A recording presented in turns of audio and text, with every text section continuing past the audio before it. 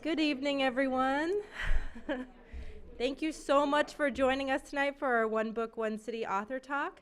My name is Layla Regan. I'm the city librarian for Sierra Madre Public Library. And, and we truly appreciate you all being here and sharing in this wonderful book, Flying Free by Cecilia Aragon. We're very privileged to have her here tonight. And special thanks to our committee and to the entire community for showing up tonight. We have lots of other One Book, One City programs happening throughout the month. They can be found in the brochures over here. You're welcome to take one on your way out. The library always has lots of other programs. Please let me know if you're ever curious about them. I will happily talk your ear off about any of our programs that are coming up. And if you have any questions afterwards, please feel free to ask me. I'm going to hand it off to our One Book, One City committee member, Barry Ziff, and let him have the floor.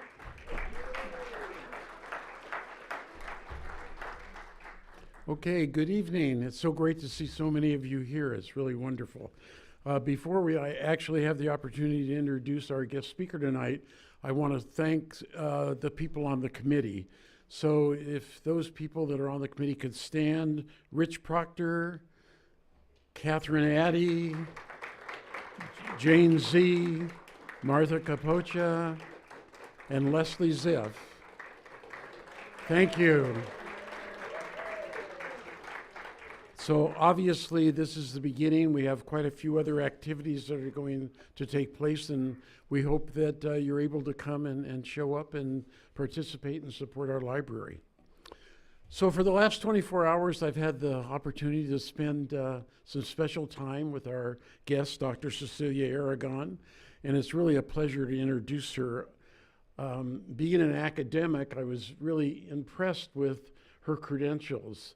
Not only has she written this book, but she has published numerous academic books in her field of engineering, which she received her PhD. I also was very impressed with how compassionate she is. She's an amazing, intuitive type teacher, and we had an opportunity to discuss a lot of different teaching techniques and things that we think are important in this world and how people are getting their information. I also learned that she's an empty nester now. You'll notice in her book she doesn't really speak of her children, but she does have 2 grown children, and most importantly, a little puppy dog named Luna that's only a few months old. She'll be happy to share the picture of her with you. And even now that she's an empty nester, it's really amazing that she's taking a new and exciting personal and academic challenge. She continues to challenge herself throughout her life. So you're really in for a great flight this evening. So what I would suggest is strap in, hang on, hold on to your parachute. You're going to enjoy the ride of learning to fly free.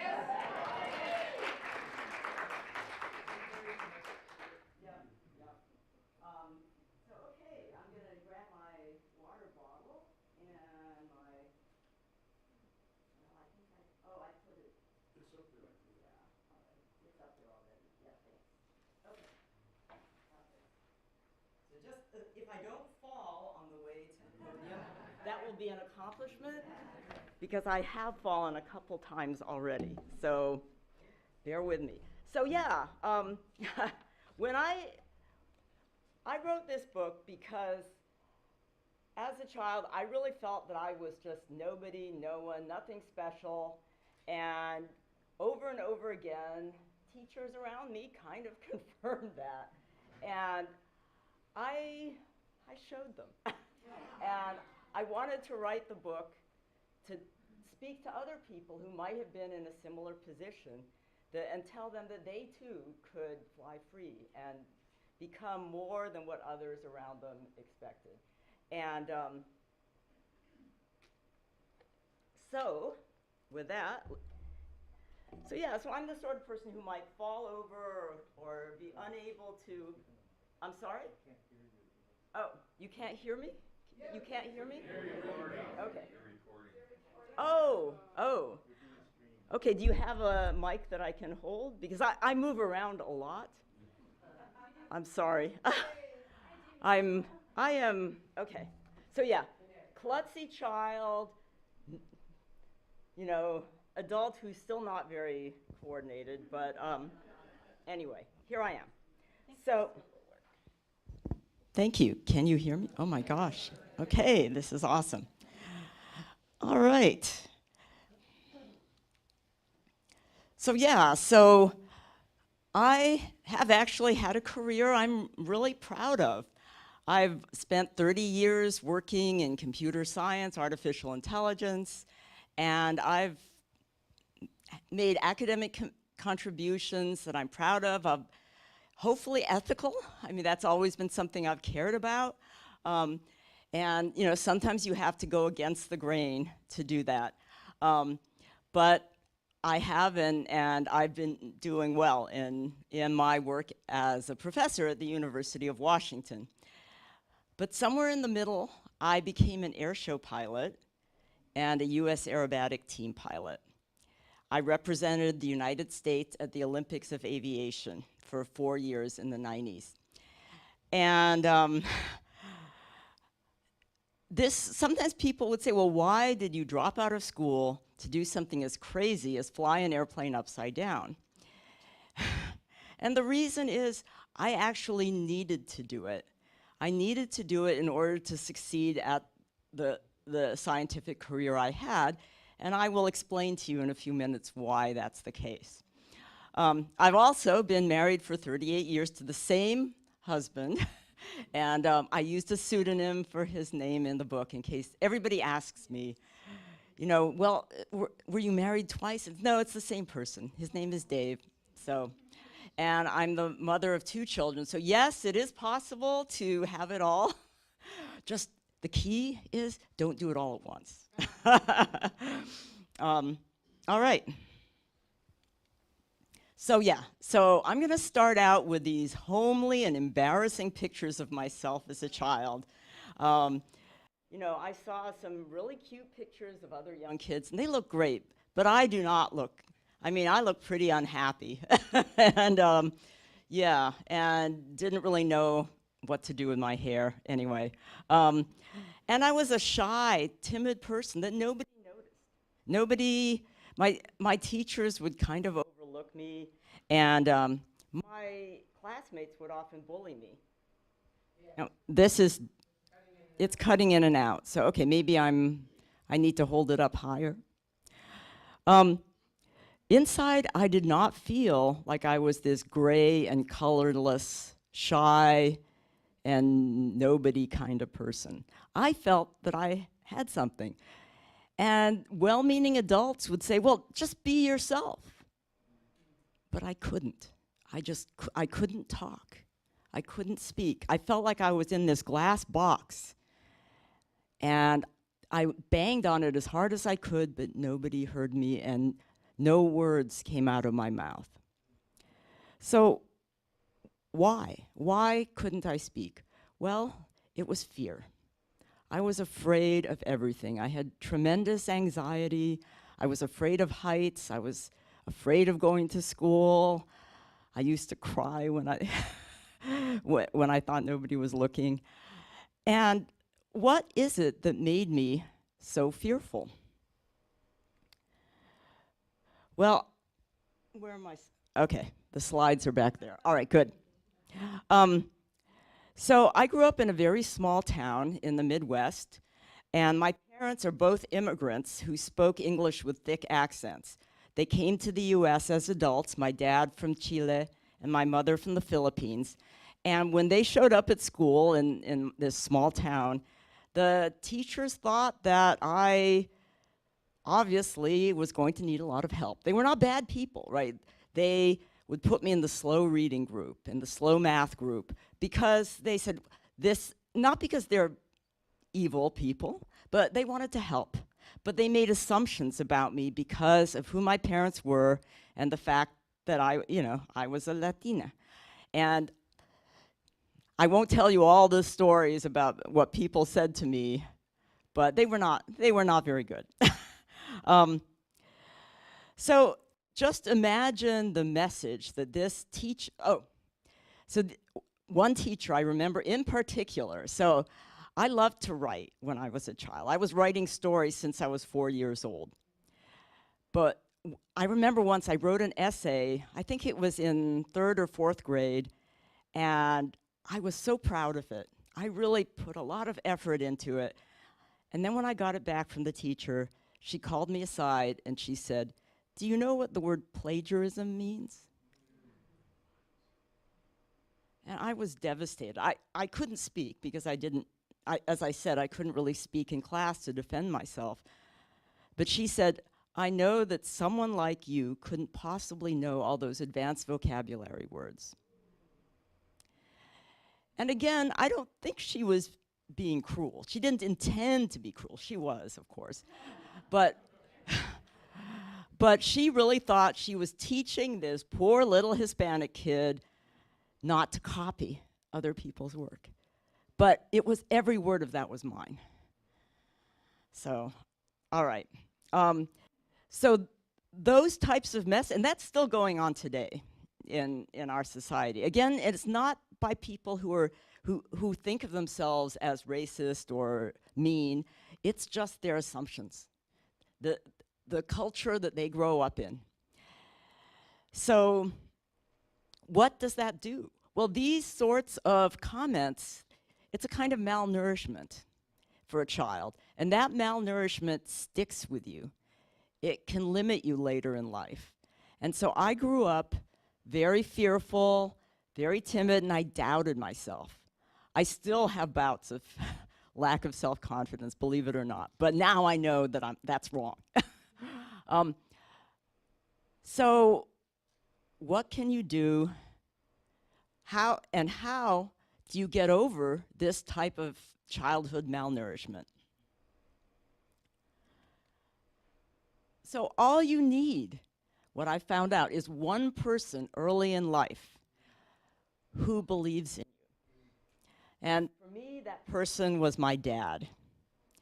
I was very fortunate to have a dad who was so supportive. I know not everybody has that. And so that's why I became a teacher, because I want to be that one voice for those kids that don't believe in themselves, and to make that difference, because it doesn't take much. You know, there were dozens of people who didn't believe in me, and really only my dad who did when I was a child, and my mom too. But she, I think, was a little bit more critical, but because she told me she didn't want me to get a swelled head. So my dad's voice was so powerful that it was able to silence those low expectations that were imposed on me by everyone else, and it proved to me that I could soar. And in my case, literally soar as an aerobatic pilot, in addition to becoming a scientist.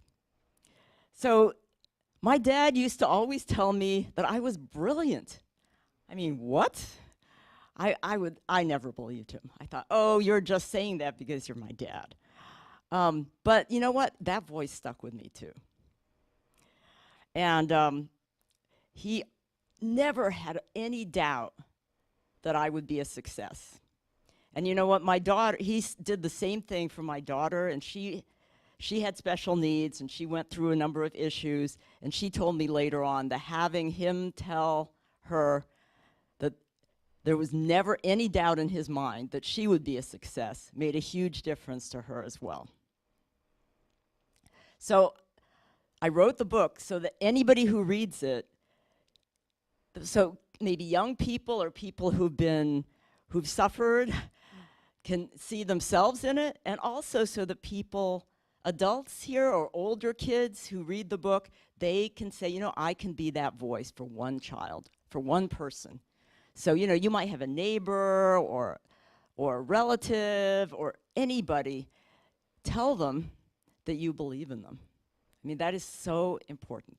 It's not, I mean, it's, yeah, it's so important to tell them that, because kids these days, especially teenagers, people from underrepresented groups, see, there's so much negativity in the world today, and you know, what goes on in movies and in the news, it's this relentless, and social media, of course, this relentless criticism. And they need a voice to tell them it's something different. And of course, for me, there's something else that really mattered to me, and that was math. Because, you know, when my teacher, my English teacher, told me that I was plagiarizing when I wrote that essay. But in math, when I got all the answers right, no one could tell me that I was wrong. And I got the best score in the class, so obviously I wasn't copying either. So that makes a huge difference. It felt like a magic trick. It felt like tremendous power. Why does this keep going up and down? Yeah. Failed scientist, right? Okay, so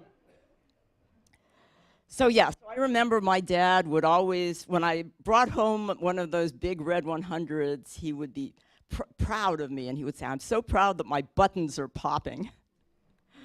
And he just would say this, "Oh, my buttons are popping," whenever I told him something. And it may be a little corny, but it meant a lot to me. It meant a lot to me. So this is one of the reasons that I work a lot with girls and women in scientific fields, and I try to encourage people who say, "Oh, I'm not a math person." I say, you can be a math person. It's just a matter of finding a good teacher. Because if you thought a math class was hard, it's because the teacher wasn't good enough. So yeah, and I will say that there is no substitute for being in a room of people that think little of you, and that has happened to me, and you silence them with your love of numbers. So that's something that any girl can learn, and even if you think that you're not a math person, a good teacher can take you through the steps, just like the steps that I use to go from being really fearful to flying an airplane upside down. It just takes one step at a time. All right, so whenever I missed an opportunity because I later realized I was a Latina or a woman, I blamed myself. I thought, oh, there must be something wrong with my personality. But it was really the system. It wasn't me. So my teacher's anger was part of a culture, and she was a cog in a wheel.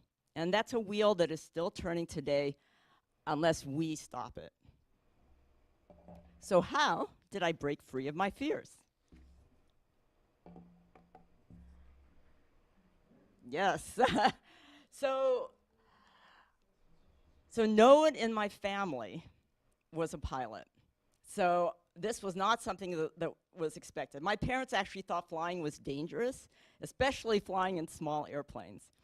And one day, a friend of mine said, "How would you like a ride in a small airplane?" This is after I had, I was working. I was a terrified grown-up. I was 24 years old, and I was still struggling with self-doubt and fear, and I was letting my fears rule my life. I was letting my life get smaller and smaller. And then this friend offered me this ride, and I still remember thinking, no way, I don't want to die. But then I thought, wait a minute, this is just another fear that I've been allowing to limit myself. Just this once, I'm going to say yes. And then I'll get back down on the ground and stay there. So we went up out over the San Francisco Bay and over the Golden Gate Bridge, and it was so beautiful and just the most incredible thing. I still remember the light flickering over the water like a million gold coins. And when we got down on the ground, I signed up for flying lessons. But I was a terrible student because I was still afraid. I mean, fear does not go away like that. The decision to face your fear can be made in an instant, but it takes a while to get over the fear itself. I would drive up to the airport in Palo Alto and see the planes coming in, and I would start sweating and say, oh no, maybe the instructor will be sick today. Maybe I'll have some excuse not to fly. But I kept doing it because for me, the joy of flying was greater than the fear. And you know what? I found out that as I kept flying, as I learned step by step, that the fear started to become less slowly. And then I became free to really enjoy flying for the pure joy that it was.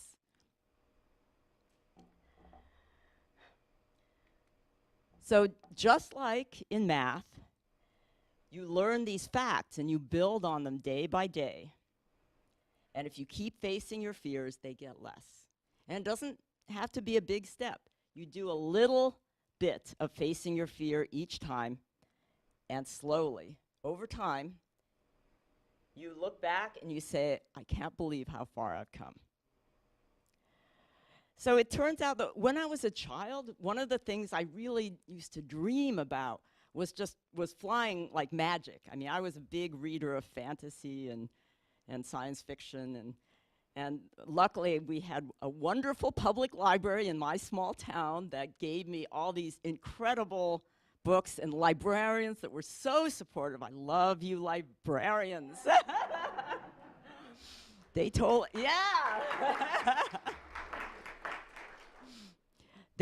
me I could check out as many books as I wanted, and they didn't put any limits on me, and any book nothing was off limits. And that is what really gave me a lot of courage as well, too. So, as I was saying, as a child, I dreamed of flying without an airplane. Just, levitating. But of course, that's not real. Magic isn't real, right? I'm going to be a scientist, and, when you grow up, you're supposed to give up believing in magic. And I used to, really, as a child, I would blow out the candles on my birthday cake and say, I wish I could fly. And I knew it would never come true. But guess what? So, anyway, let's get on with it. I have to get on with the talk. Okay, so here I was flying and really enjoying it, and then I started teaching students because I've always loved teaching.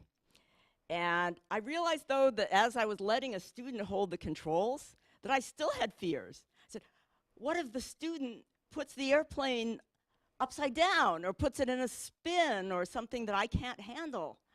What am I going to do?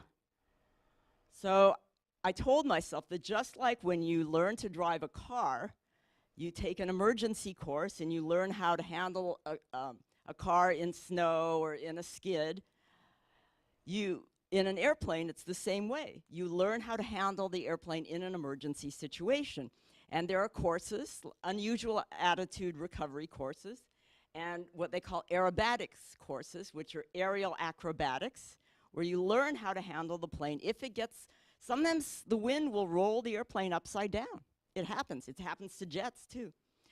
And there is a very simple technique for rolling right side up, but nobody does it right the first time. So I said, I need to take this really scary course. And I said, it's 10 hours in the plane. I'm just going to do it, and I'm never going to do it again. Well, that sounds familiar. So after only a few flights, I said, oh, this is it. I mean, seeing the grapevines underneath me and the sky beneath my feet, I said, oh my gosh, this was my dream. When I was a child and I dreamt of just levitating into the air and dancing in the sky, this is my dancing. You know, I loved dancing when I was a kid, but my dance teacher said that I had no talent. So, so I found a different kind of dance. And I realized that was my art. Dancing in an airplane was what I had always wanted to do and be, even though I didn't know it. So I had no idea. So when people would say, what do you want to do when you grow up? You know, I said, oh, I want to be an astronaut. And, oh, girls can't be astronauts. Oh, well, okay, then I'll be a mathematician. And they said, oh, okay, I guess you could do that. But math is hard, you know. But I never thought of saying, I'm going to fly. I never said that. All right, so yeah, so flying was, learning to fly was not easy. Earning the money to be able to fly was a huge challenge for me. I mean, I had a decent job, I was earning a middle-class income, but it was expensive to fly, really expensive, and beyond my abilities, really. So I had to take a second job, but that was fine because I loved flying so much, it was worth it. And my husband and we had split our income because I didn't want him to think that he was paying for my flying, so we'd split the costs, and we each paid half of the rent, you know, on our apartment. And then I started flying contests, all right? So that is the plane that I rented to fly my first contests. And it's just this amazing airplane, but there's a problem. It was designed for a man. Exactly. Thank you. Thank you for saying that. Yes. And as you can tell, I'm not that small for a woman. I'm 5'2" and 100 pounds, but I'm really small for a man. So this plane was not designed for me. The minimum pilot weight was 140 pounds, and I could not reach the rudder pedal. So you see my very fashionable shoes there. When I first got into the airplane, my instructor said, you know what? You can't reach the pedals. It's not safe for you to fly. I think maybe you should just give it up. Nope. So I went to a shoemaker, and I said, is there a way that you could build, because I just need my legs to be a little longer, so can you build me up some shoes now? Oh yeah, sure. It was not hard for them to do it. So I would walk out to the airplane, and I had dive weights that I would put in the airplane to increase my weight. I did think of eating lots of ice cream because I love ice cream, but the dive weights were easier, and although maybe not as much fun. And then I would clomp out in these shoes. The other pilots were kind of laughing, but I won the second contest I ever entered against pilots that had been flying for 20 years.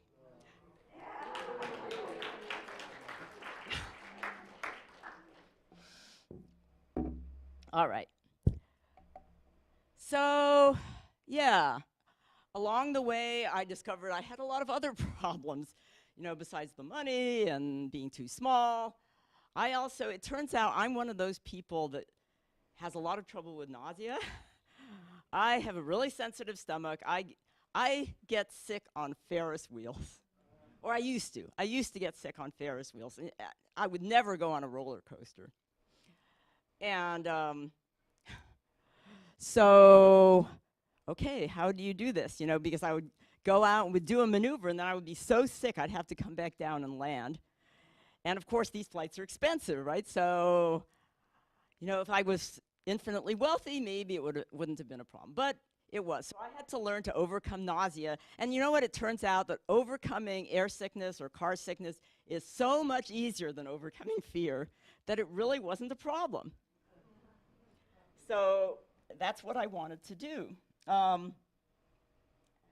So I continued learning aerobatics, and really this kind of became my life. You know, I was working, I changed my job so that I would be working, you know, as a contractor, so I could just take you know, a few months off whenever I wanted, and I ate like a student, and, you know, as you can tell, I'm not really a fashion plate, so I wasn't spending any money on clothes.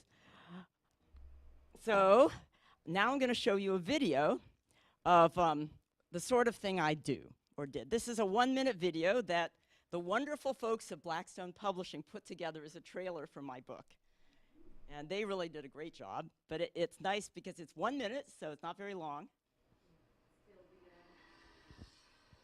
I grew up as a shy, timid child in a small Midwestern town during the 1960s. I was targeted by bullies and dismissed by many teachers. Feelings of incompetence stayed with me most of my childhood.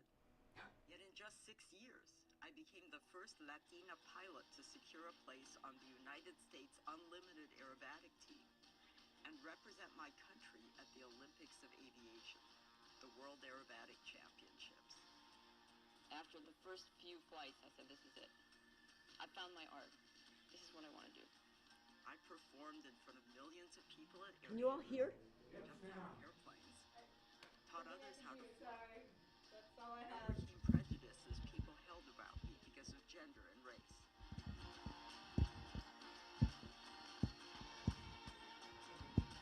Yeah, it is on YouTube. Is currently rated 4th overall in the U.S. against all comers.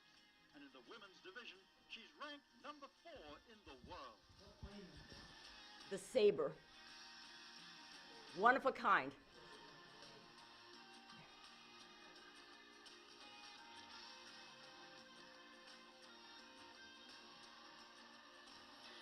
Flying Free is the story of how I broke free and rose above my own limits.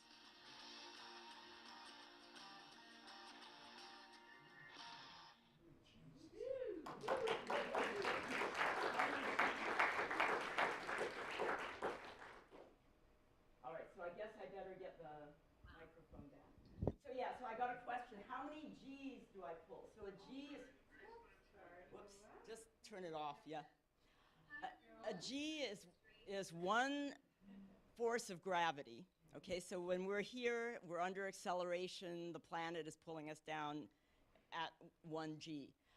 In my airplane, I would see forces of up to 12 positive Gs.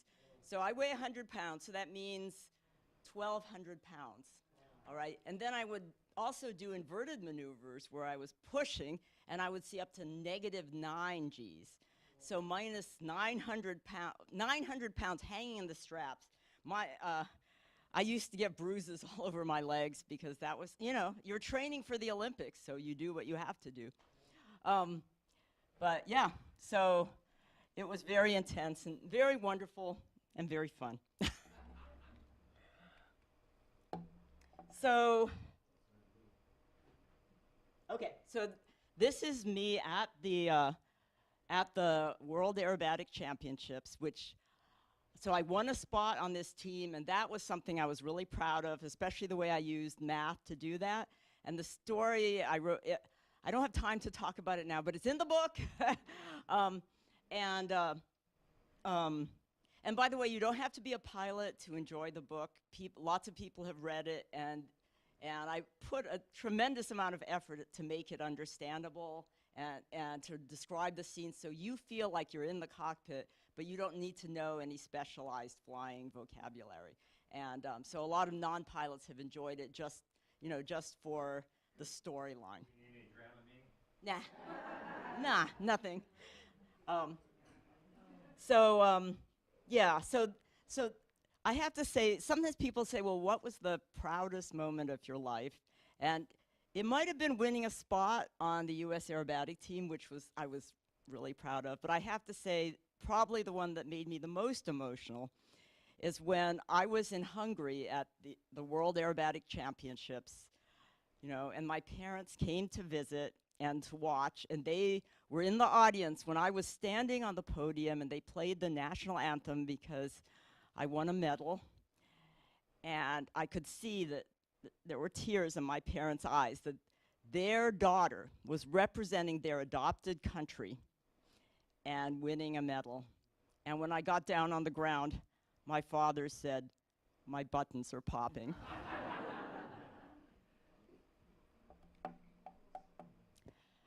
So I will say that once, remember I said that I needed to do this? Once I had learned to face my fear and point the airplane at the ground at 250 miles an hour and then wait, I could do anything, right? I mean, even getting a PhD. I mean, I know it seems strange, but I realized afterwards that I feared the opprobrium of my professors, you know, where they said, oh, women don't, one professor said to me, women don't have the capacity for computer science.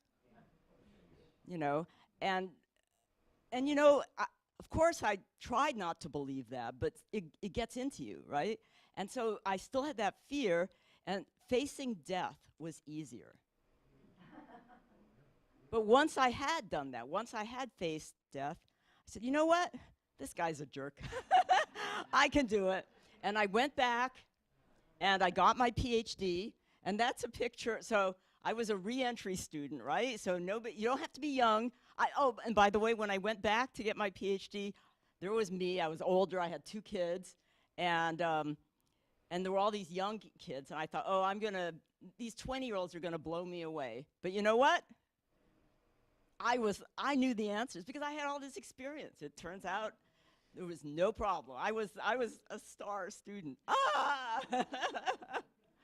And that is a picture of my daughter giving me roses on the day I got my PhD.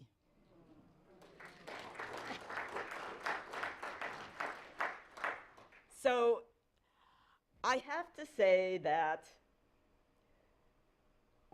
my life has really opened up since that day that I said, you know what, I am going to face my fears. I'm going to make that choice to do something that's difficult for me, and I'm going to take that difficult path and keep going with it step by step by step.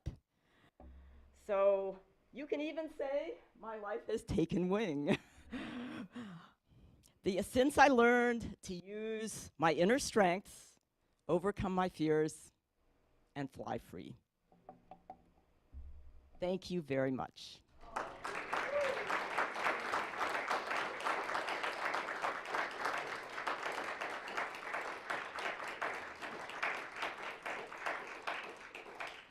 And I am more than open for questions. I love questions. Yes?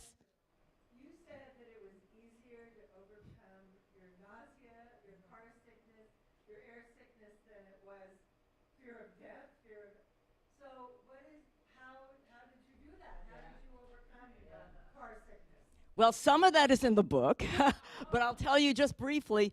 It turns out there are 3 systems in our body that tell us which way we are in space, you know, whether we're right side up or upside down.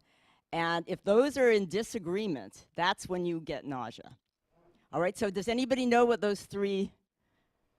are those 3 systems? Take a guess, one of them. What's inner ear? Yes, very good. One is the inner ear. What are any guesses for the 2 others? Vision, exactly. Your vision, another really important one. And the third one is proprioception.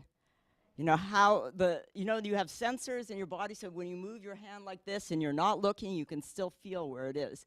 And all of those 3 need to be in agreement, which obviously they are when we're standing here on the ground. But if you're in a roller coaster or in an airplane doing loops, then they're not. So the way you overcome them is you have to train your body to only rely on the visual system. All right, and so that that isn't easy. It's not that easy, but exactly. You look at the horizon, and in aerobatic flying, you use the horizon as a guideline.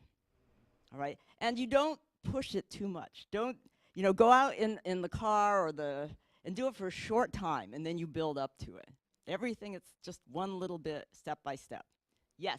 Do you ever black out when you're doing outside loops? So that's a great question, but you actually black out on inside loops, not outside loops, because blacking out, so you lose consciousness when the blood drains away from your brain. All right, and so obviously that happens when the G-forces are high this way, You know, when you go upside down and the blood is all going to your head, then it's the opposite problem. You have too much blood in your head, and you have to relax. All right? So I personally, I have an totally unfair advantage. The column from my heart to my brain is a lot shorter than for most people. So even though I can't reach the rudder pedals, so I have an unnaturally high G tolerance. But anybody can learn how to do it. There's techniques that you can do to keep the blood up in your brain. You do not need a G suit. I know I've flown in a fighter jet, and because the people at, you know, the Top Gun, the fighter school, they saw me do an air show, and they said, wow, you can tolerate all these Gs. At this time, they were just getting women into the fighter schools, and they said, I'd be curious to know how you could handle, 9 Gs in our F-16s. And I said, oh, twist my arm. So I had to go through a lot of training to go through that and do the Navy survival test like they do in An Officer and a Gentleman, and that was fun too. But they put me in this G suit, and they didn't have one that was my size. So every time, there were G forces, it would squeeze my lungs and not my abdomen. It's supposed to squeeze your abdomen. So I had to fight the G suit as well as the G forces. But no problem. I have never blacked out because I always, I tighten my quadriceps and I breathe. I keep breathing. You don't want to hold your breath because it's all about getting oxygen to the brain. So, yes? No, but if anybody here has a connection with JPL, I love Sierra Madre. If I could move here and get a job at JPL, I'm here. I mean, I love Seattle, but I'm a little tired of the rain, So, yeah, so put them in touch with me. Yes? Inner loop, and what's an outer loop? Okay, so an inside loop is when you're flying and you're right side up. And so centrifugal force is pushing you down. And you're going this way. So this is positive G's. You just feel heavy, right? An outside loop is when you go upside down and you're pushing around the top.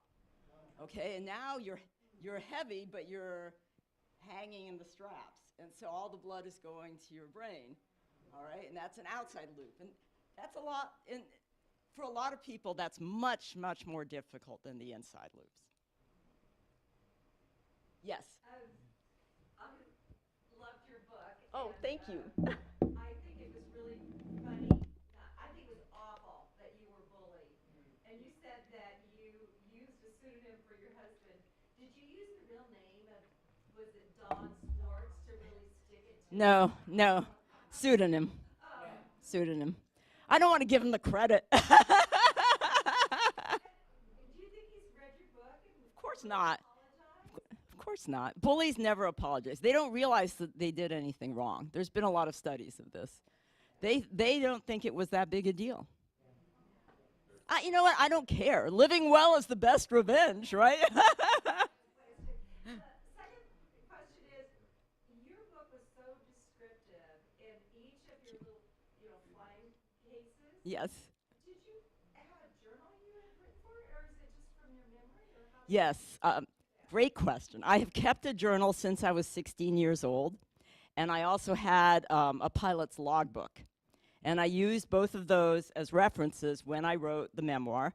And also, my scores and how I did was kept in the, it's recorded in the sport, there's a magazine called Sport Aerobatics.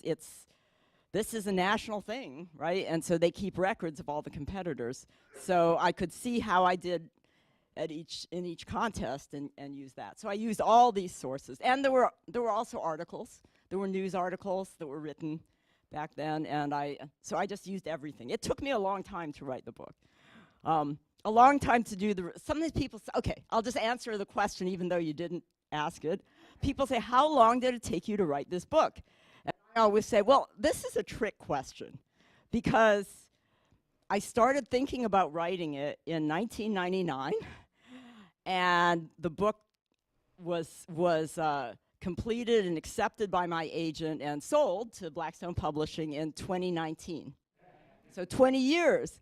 But on the other hand, when I finally had finished with the research and knew what to do, I sat down, and in 3 months, I wrote 100,000 words of first draft. So 3 months or 20 years? So I think there were, yes? So as a Latina, are you involved in recruitment and identification of other Latinos or underrepresented students coming to your profession? Yes, absolutely. I'm passionate about recruiting Latinas, Latinos, any underrepresented groups into STEM fields, science, technology, engineering, and math, and I actively volunteer, and I have been doing that ever since, even before I got my PhD, because I believe really strongly that, especially someone, because I'm Latina and female, I really have a duty to reach out to somebody else, because I have made it. I'm one of only 3, or I was, a few years ago, I was one of only 3 Latinas to attain the rank of full professor in colleges of engineering in the United States, out of like 50,000. And so I said, I'm gonna help out others, and I'm proud to say there's already more. The numbers have already gone up quite a bit since then, and some of them I was involved in. I mentor people. I put lots of hours into this. It's my passion, yes. So thank you for asking that. And yes. So it wasn't the Mars lander, it was the Mars Exploration Rover, and I wrote software. So I worked at NASA for 10 years, and one of the projects I worked on was the Mars Exploration Rover, and I wrote software that had to do with setting up an interface for the scientists to collaborate over the data that was coming back in. Now here's something that's very interesting in my field. Often it's the little things that make a huge difference. The problem is that on Mars, the day is like half an hour longer than the day here. I think either half an hour longer or half an hour shorter. And so if you're on Mars time, you're going to get out of sync by half an hour every day. That's really disorienting. And you forget when the meetings are, but you have to be ready to go when sunrise on Mars hits, right? So one of the tools that we designed was little clocks that have Mars time right next to time here in Pasadena, or right? And it's very simple, but the scientists said that's maybe the most useful tool that we have, even though it's quite simple, because we get disoriented. And that, so they didn't need artificial intelligence, they just needed those 2 simple clocks. Yes. A problem?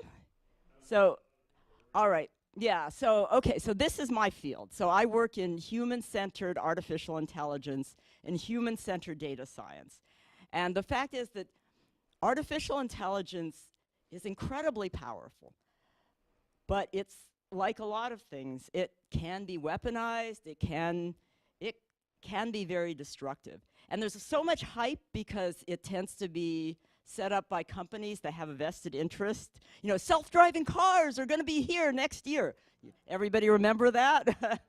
And where are the self-driving cars, yes, they've made progress, but there's still issues. So artificial intelligence is not nearly as powerful or all-knowing as the media, the mainstream media would have you believe, as the people in these companies would have you believe. But that said, there's tremendous potential too. It's very exciting. But you have to pay attention to how it interacts with humans and society. If you do not do that, you risk. And I have a whole hour-long talk where I just skim over the surface, where I talk about some of the ways that people have died because of machine learning and artificial intelligence, where they did not pay attention to the societal impacts.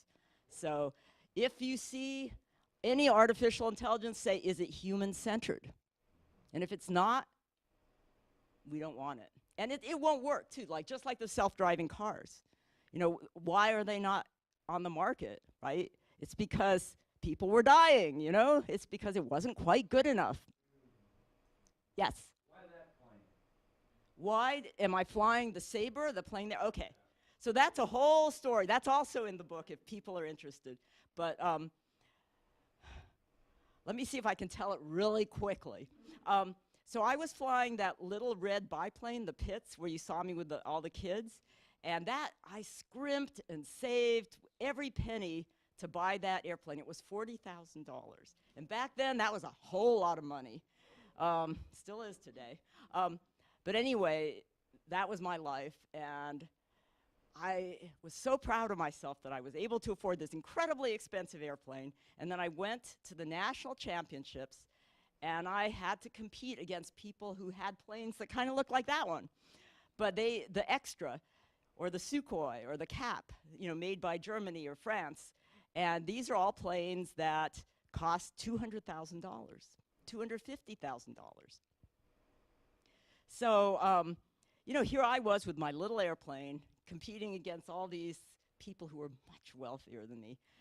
And I managed to make the team despite really being at a disadvantage. There's a great story that if anybody's interested in a video, the University of Washington did a video of me, and if you do a University of Washington Cecilia Aragon search, you'll see I tell the story, and they do nice graphics of the airplane, and they talk about how I used math to figure out how that little tiny airplane could do well enough to win a spot on the US aerobatic team. But then, there I was, so it should have been my proudest moment, right? I had won a spot on this team. I was the first Latina, certainly the least wealthy person to ever win a spot on this team. And as I was standing there, just feeling happy, a former US aerobatic team coach came up to me and said, "Oh, nice airplane." I said, "Thank you." And he said, "Is that a completely stock airplane?" And what he meant by that is no improvements to the engine, nothing extra. I said, "Yes," and I was proud.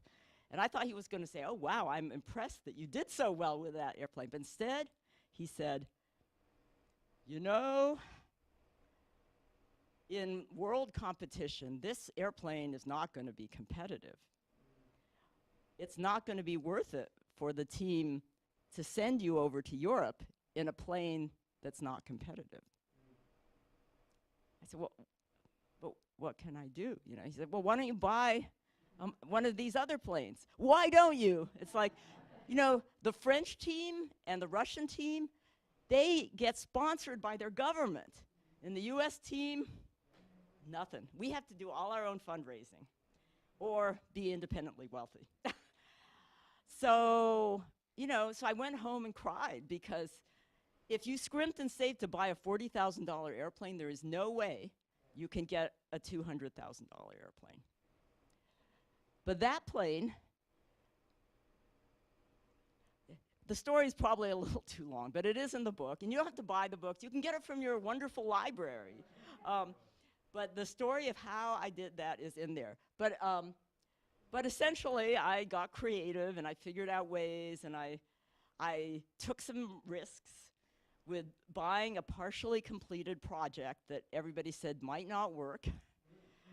And at first, it didn't work. At first, I put in, so I ended up spending I did a lot of fundraising, and I spent about $75,000 on it, and I sold my other airplane, and then I had a plane that did not work. But through more creativity, and I learned how to fundraise, I raised more money, and I was eventually able to get the Sabre that was built just for me to win at the World Aerobatic Championships.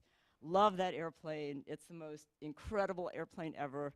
I wish I had never had to sell it, because if I had the money, I would have kept it forever.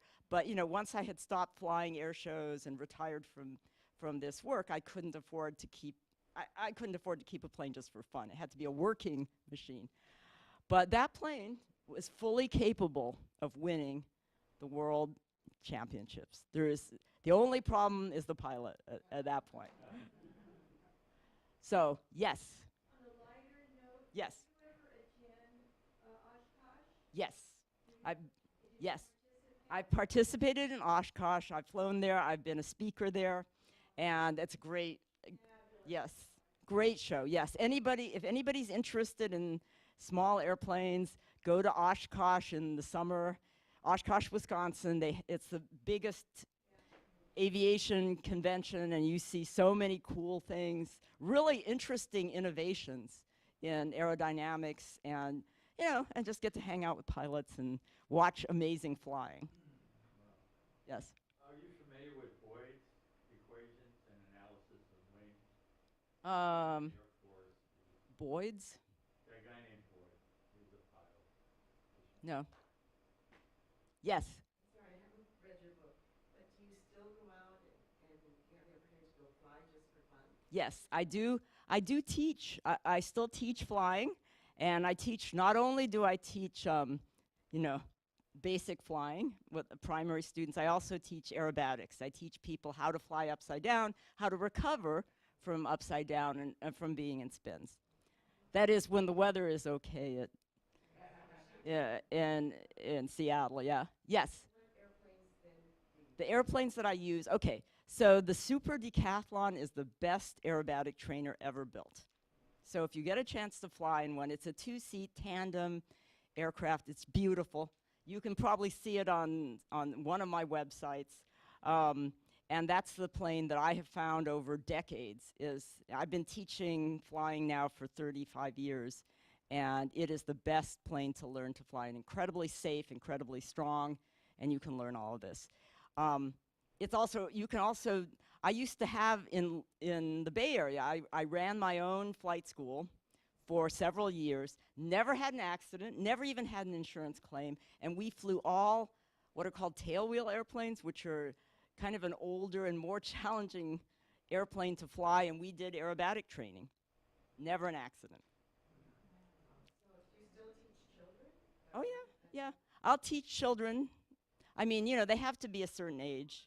And again, as I said, I stopped teaching kids whose parents paid for the entire training because the kids didn't care. It was free. All right. They have to put something into it.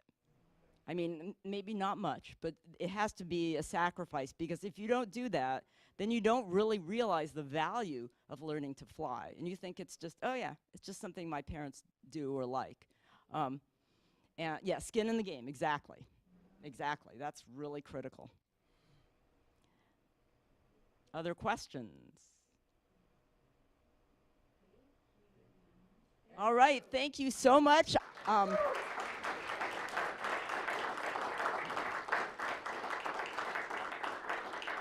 So I'll be available to sign books or to answer any other questions. I think somebody who's, okay, you go for it. Just to let you know, we do have her book for sale here. So if you're interested in purchasing it, she's happy to sign it. And they're right here. Thank you all so much again for coming. We have refreshments in the back if you'd like some cookies and some water and things like that. Thank you again. It really means a lot to us that you all came out tonight. Yes, So and we really, really appreciate Thank it. you so much for coming, for being such an engaged audience.